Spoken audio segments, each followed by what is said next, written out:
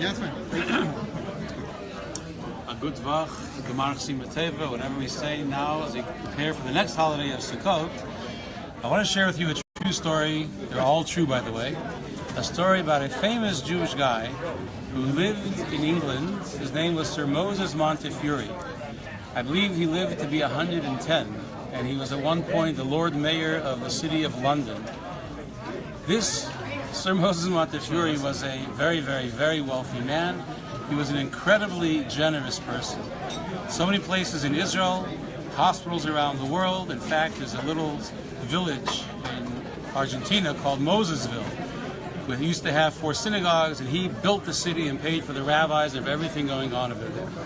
So the story goes that when he was already a knighted person, he was in the presence of the Queen of England, and people always talked about his great wealth. And the Queen asked him point blank, "Sir Moses, how much are you worth?" So he said, "Your Majesty, Your Highness," whatever you call the Queen, "if I want to give you an accurate answer, first I have to consult with my accountants before I give you an answer." And the Queen says, "No, I don't need an exact number, just roughly, what are you worth?" And of course, we're talking in like 1910, 1912.